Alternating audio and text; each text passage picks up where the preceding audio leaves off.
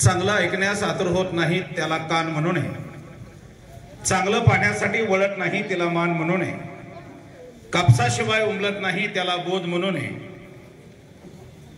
शिवाचं भीमाचं नाव घेत नाही त्याला तोंड म्हणू नये, ज्या गायला पाना फुटत नाही त्याला गाय म्हणू नये, ज्या मायला काना ओळखता येत नाही तिला माय म्हणू नये, उपाशीपोटी झोपवते तिला रात म्हणू नये, आणि टाळी वाजवण्यासाठी आखडतात त्याला हात म्हणू नये. प्रथमतः विघ्नहर्ता बहुउद्देश संस्था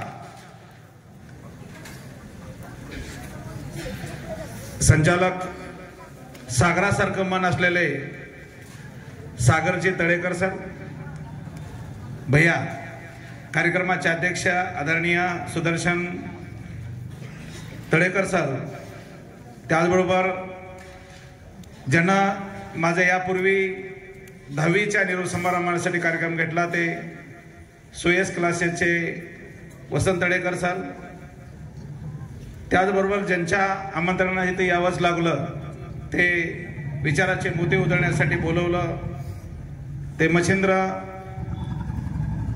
नगरे सर, सर्व ज्ञानदाते आणि माझ्या समोर बसलेले सर्व गरज मारे विद्यार्थी मित्र हो, मी चांगलं बोलेल ही सर्व महापुरुषांनी दिलेली बुद्धी आहे. ओघामध्ये एखादा शब्द चुकीचा निघाला तर तुमचा सासरा समजून मला क्षमा कराल अशी आशा बाळगतो. हे तुम्हाला नाही म्हणलो, इकडं म्हणलोय, तुम्ही खुश झाला का? आताच महेश निकत सरांना खूप छान माहिती या ठिकाणी दिलेली आहे, स्वतःचा अनुभव या ठिकाणी सांगितलेला आहे. कारण अनुभव ज्ञान ग्रेट ज्ञान आहे. काजू बदाम अक्रोड खाऊन जेवढी अक्कल येत नसते तेवढी विश्वासघातानं आणि अपघातानं अक्कल येत असते.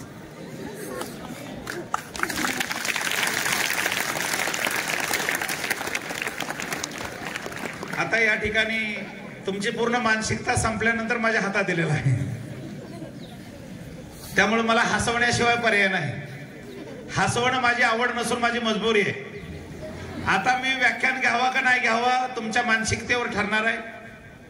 आता घ्यायचं का नाही हे मी ठरवणार, पण माझ्या सगळ्या घोषणा व्यवस्थित दिल्या तर बोला छत्रपती शिवाजी महाराज के, डॉक्टर बाबासाहेब आंबेडकरांचा, अण्णाभाऊ साठेंचा, महात्मा ज्योतिराव फुलेंचा, सावित्रीबाई फुलेंचा, गाडगे महाराजांचा, तुकाराम महाराजांचा, तुकडोजी महाराजांचा, भगवान बाबाचा, आश्रमजी बापूचा.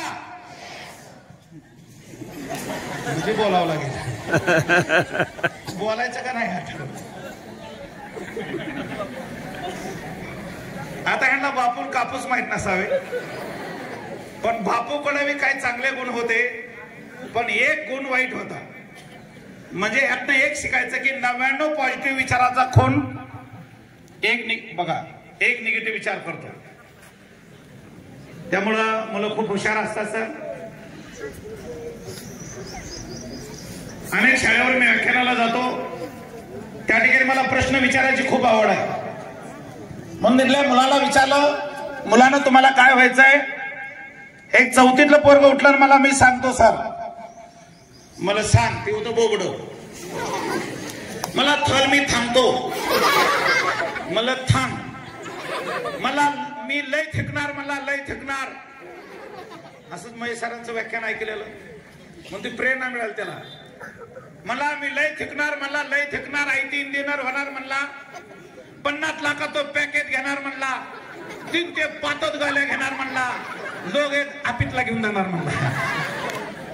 लय थकणार म्हणला, लय थकणार, एवढा थकणार मला, एवढा थकणार.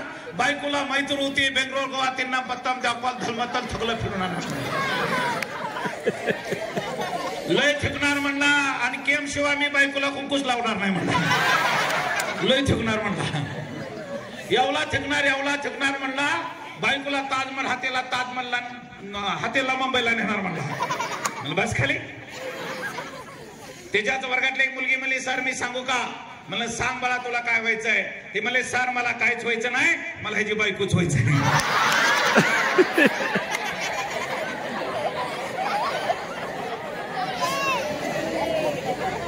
मित्र